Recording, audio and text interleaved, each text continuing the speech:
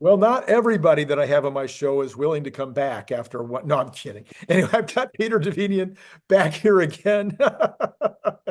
And because his passion, as much as he's passionate about Elon Musk and Tesla and have owning stock in Tesla so that he can increase his bajillions of net worth.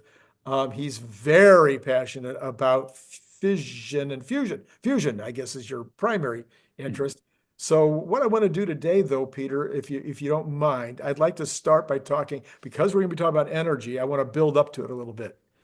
So how do you think things are going in terms because it's all changed in the last 6 months, in my opinion.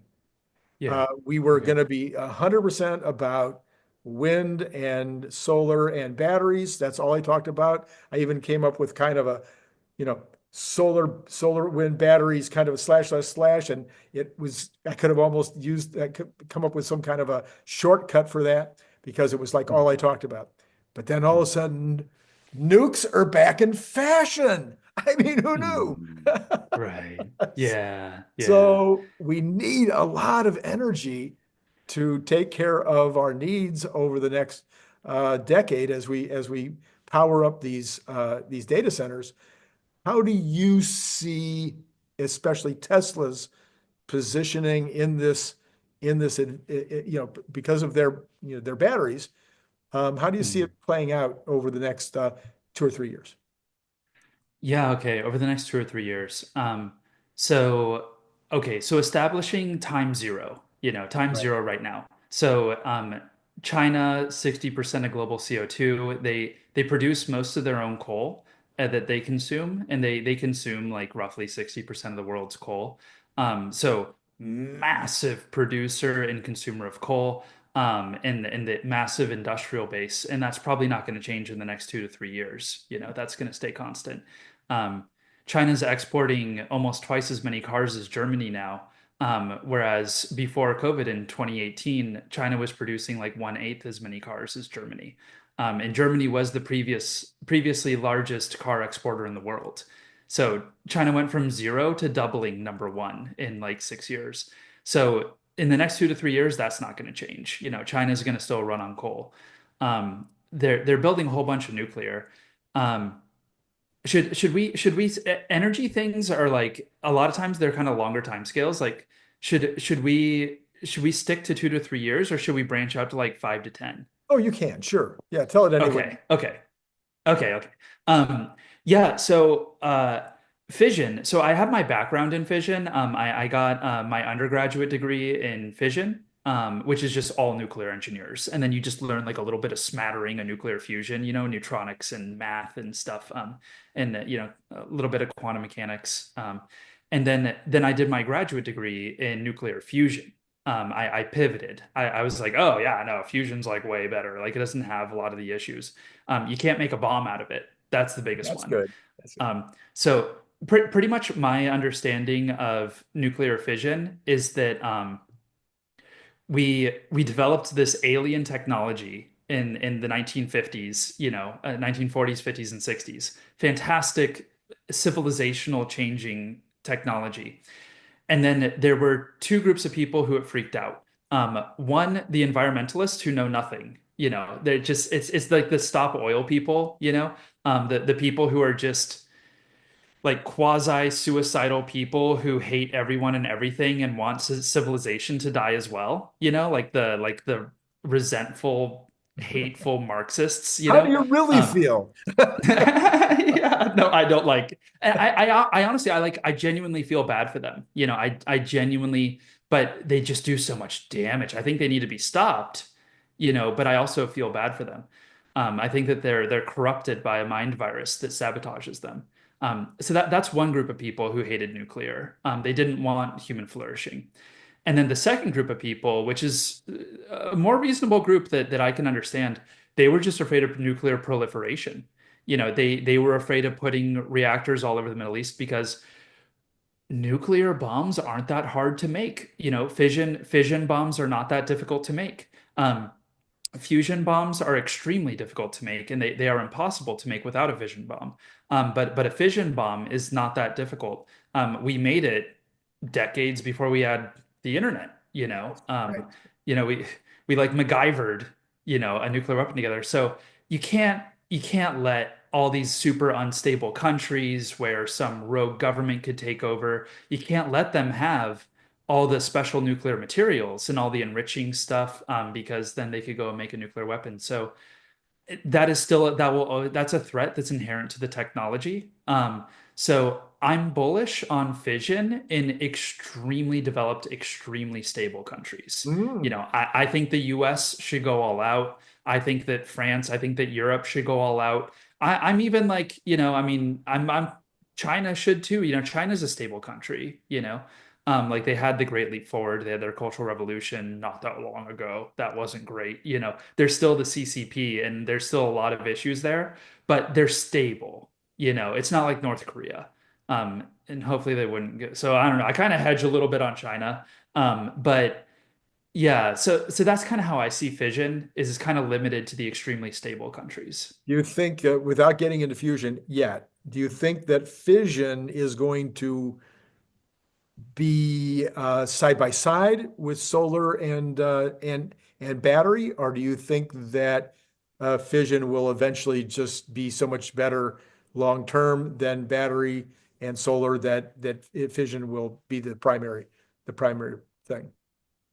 Right. I actually, uh, so in the next 5 years, I think that we're going to ramp up natural gas production. Mm. I think that that's actually the winner. Like even for Grok, for Elon, for xAI, they're using natural gas to Mm. train Grok. Right.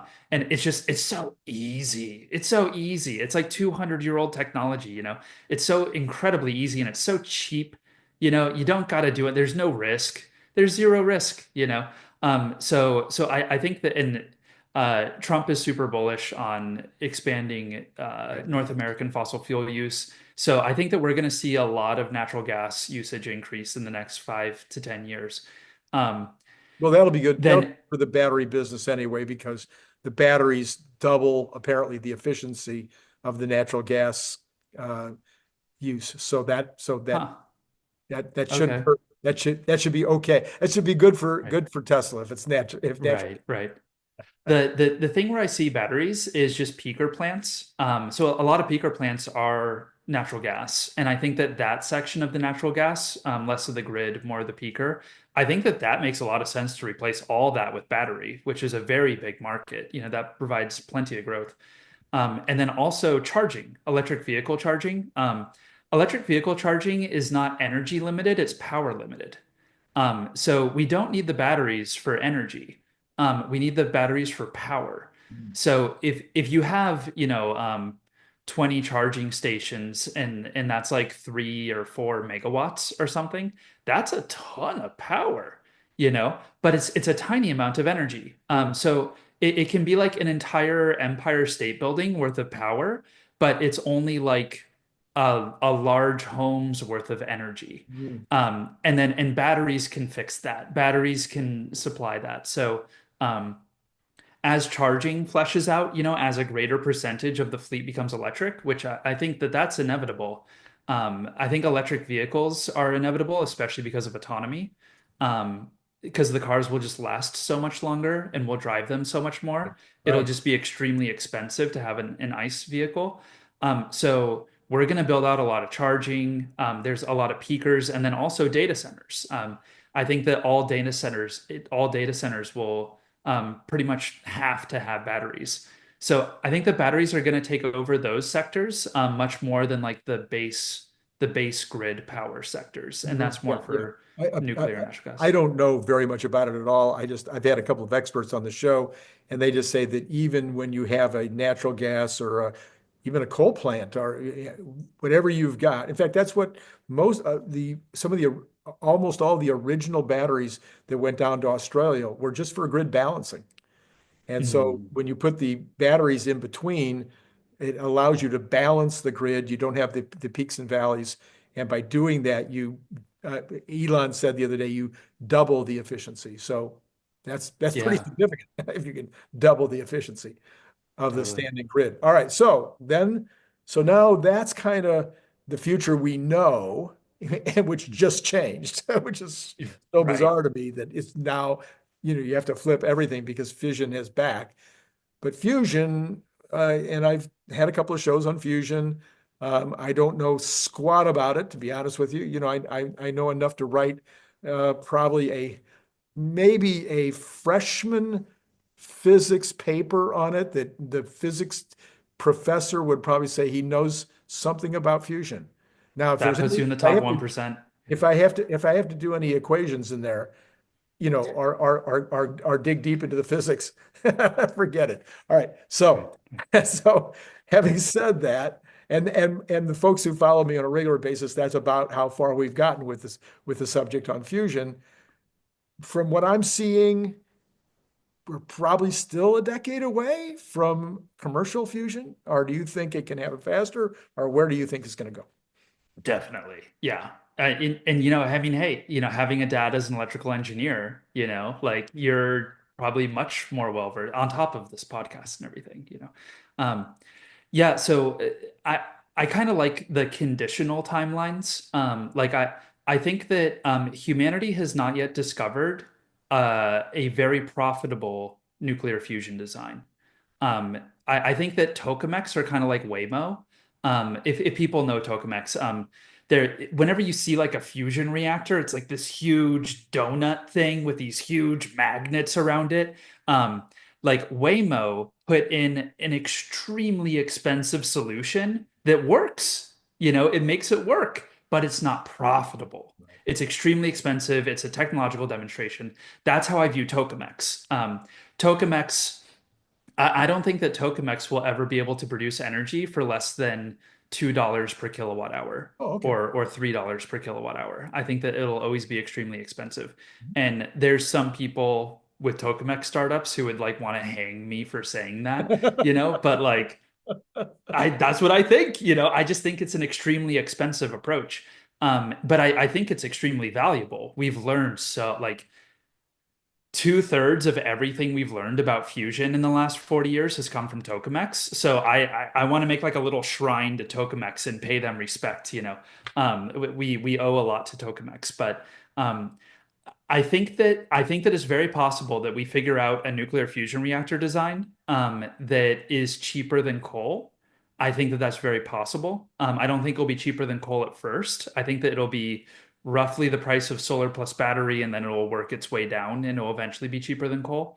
Um, and then as soon as we get that profitable idea, as soon as we get to like natural gas pricing. Natural gas is about twice as much as coal.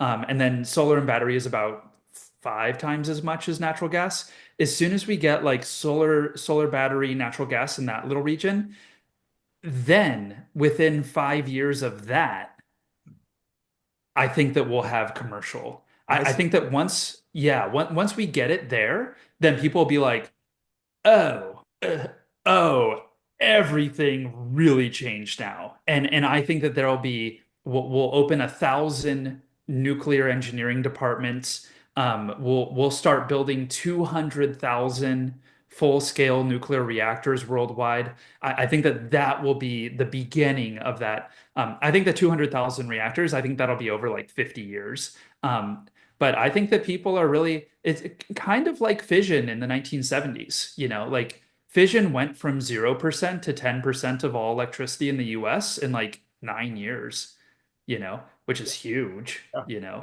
I think we'll have a similar thing. Yeah, well, the goal, I think it was Nixon. I can't remember. It was one of the presidents back then, but I think it was Nixon who said if we had 1,000 nuclear reactors in the United States, you would no longer have to meter energy because it'd be too cheap to meter. Yeah. If we, imagine cars in 1960 versus a Tesla today, Yeah. and we just had continued innovation for 65 years, like if we had done that with nuclear fission, the proliferation risk would be way down, the safety risk would be way down, the cost would be way down, but we completely stunted it in 1975. We've essentially done zero innovation since 1975, you know. All like right. realized So, innovation. so, so your analysis then would read a little bit like this. We will probably continue to develop solar, probably be some wind. I know my buddy Brian Wong hates wind. He thinks that it's a very inefficient way to for the long term, but he loves solar battery. He loves fission. Um, so next 10 years, solar battery, wind, I mean, sorry, solar battery and fission is probably going to be, and as you mentioned, a continuation, all of the above, as Sean Hannity likes to say. Right. We'll be doing lots and lots of oil, gas, et cetera, along the way. Maybe I might be a little more optimistic than you about China and coal, because they are Mm, ramping nuclear so fast, and also mm. ramping solar extremely fast. So I think they might get out of the coal business a little sooner than your expectation. But other than that, I think we're on the same page. For China. So China's solar actually made me want to invest in silver.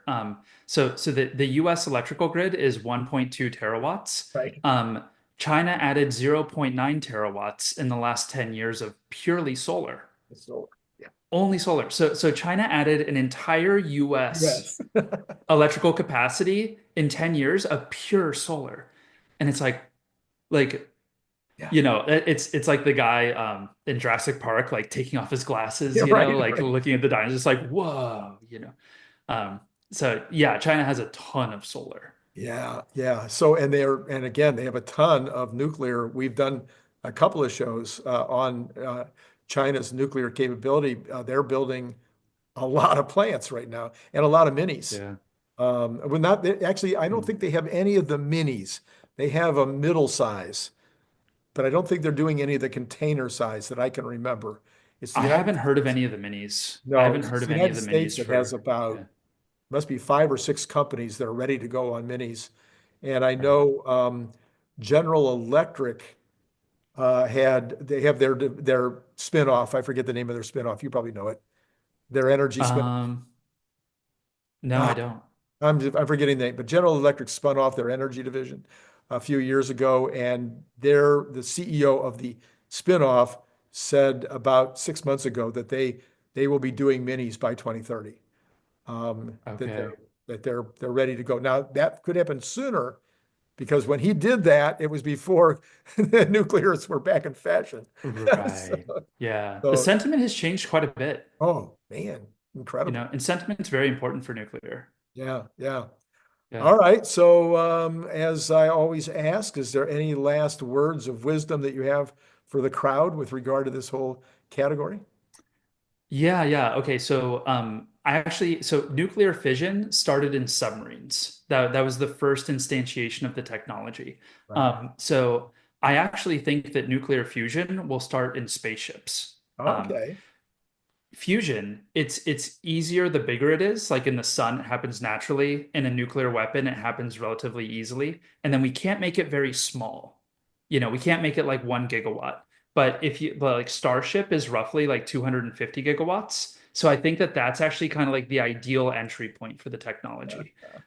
So I'm doing a fusion startup, and that's our first target, is the fusion propulsion. Okay, all right. So if anybody wants Yeah. to send you money, we'll put your website up. Anyway, but okay, so the you were telling me though, before we started the program, you were telling me what a fusion rocket, what the benefits of a fusion rocket would Hmm. be. I was startled. I'd never heard this before. Yeah, so Friday after work, you get out of work at 5 p.m. You could go get in a rocket and then you could be on the moon by 9 p.m. If you had a fusion rocket. So trips to the moon would only be about 4 hours one way. And then you could go to Mars in like 7 days-ish. It would actually be significantly limited by just the G-force that a I was human could just going to handle. ask you about the Chief. Yeah. Yeah. Um, so uh, so a fusion rocket can go roughly 1% the speed of light. When Mars and Earth are closest together, it's 4 light minutes. And Hmm, then when it's furthest away on the other side of the sun, it's 20 light minutes. okay. So you can remember 420. Okay. you know? So that's the distance, Earth and Mars. Right. So if you go 1% the speed of light and it's 4 light minutes, that means you can get to Mars in 400 minutes, Got it. so a couple of hours. Yeah. But that is assuming that the human could handle the stress. The Handle human that. can't handle the stress. Okay. Um, so, But the robots so could. But the robots could. robots absolutely could. Yeah, strap them in. So as soon as we get nuclear fusion, we are no longer limited to just a planet. Going planet to planet is no longer a massive deal at all. As soon as we get nuclear fusion, going planet to planet, any planet in the solar system, any moon, is about as big of a deal as it is going continent to continent today on planet Earth. Okay. Okay. Okay. Um, Come on. yeah. Now make it practical for us. You said the humans couldn't handle those G forces. So what would the realistic number of hours to the moon or Mars be in using fusion? So for the moon, 4 hours is good. The Oh, moon's actually super you could handle close. that. You could handle Yeah, that. yeah, moon's right there. We can see it. It's huge. It's a tiny little object and it's huge in our sky. It's right there. So 4 hours is good and then for going to Mars, you could get there in like 7 days. That'd be comfortable for a human. Oh, okay. All right. All Yeah, right. yeah, So you could go there in style. so Yeah. we have to lift off at normal, kind of a normal thing, but once we're lifted off, we could really, really jet. I think the fusion would be orbit to orbit. Like the fusion ship would be much larger. Oh, So it would stay in orbit and then load up like 5,000 people at a time. I see. Um, and it'd kind of be like a hotel with a rocket attached. Yeah. Um, yeah, Okay. yeah. It's so sci-fi. Well, But yeah, yeah. yeah, I actually just don't think so computers have increased in power so much Right. recently. I do computer simulations. That's what I do.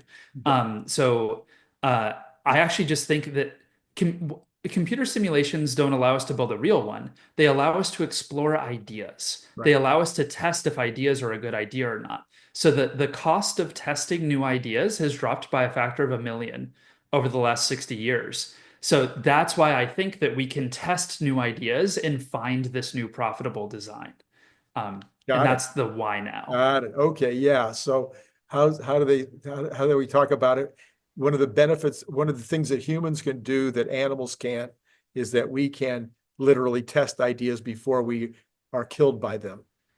Right. We can look at a potential set of ways that we might accomplish getting across the creek.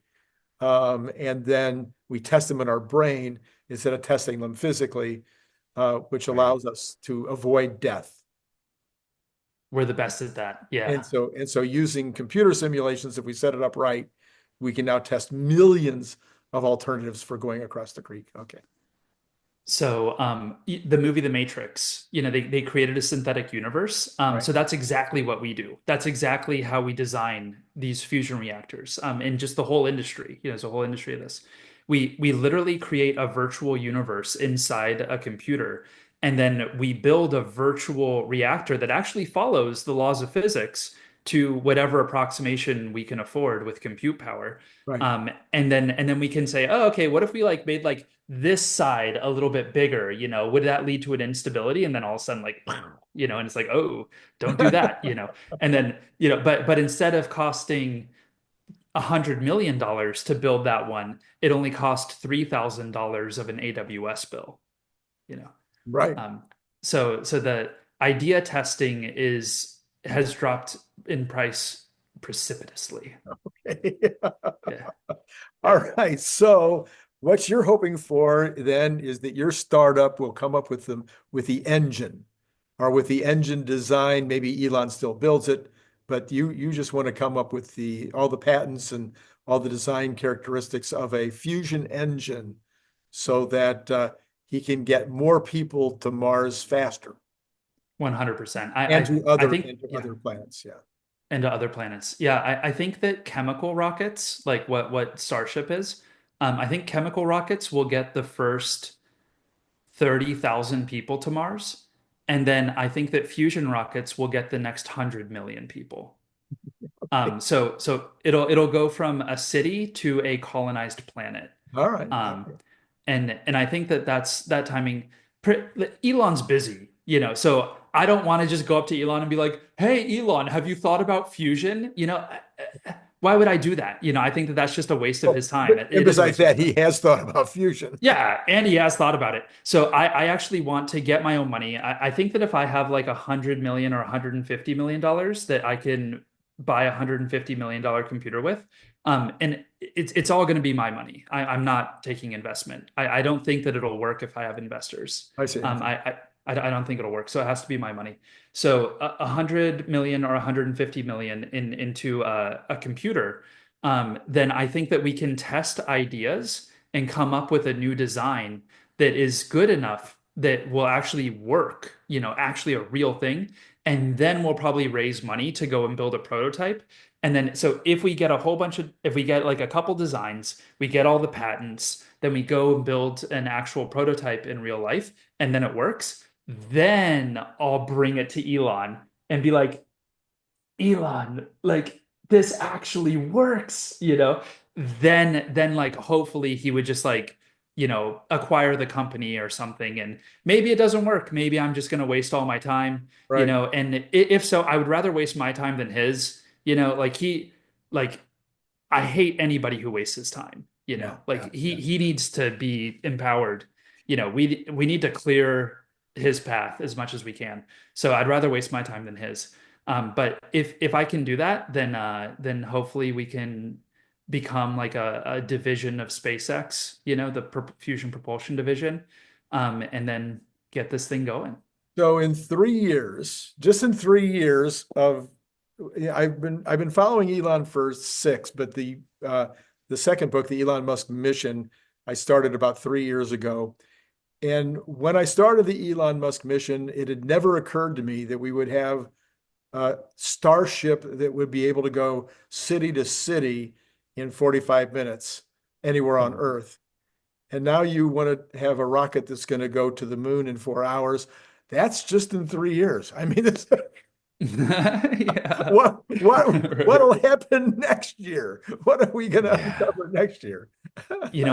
Actually, I tell people that nuclear fusion is kind of like a toilet. Like I view a toilet as kind of like a terminal technology, Like once you have a toilet, you really don't need anything better, Like we don't really need like grand innovation. Like a toilet is remarkable. It's so reliable. It's so cheap. It does everything that you want it to do, and it doesn't even need electricity. It's really, Yeah, I think a toilet is one of the best inventions that we've ever had.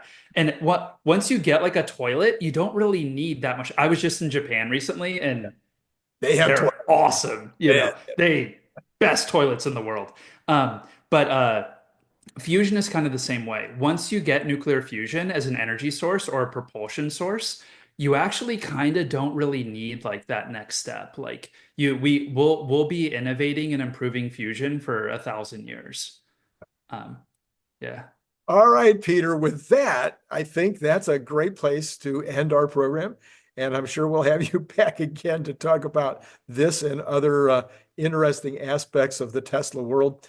For all of you out there, as always, it has been great talking to you. Thanks, Randy.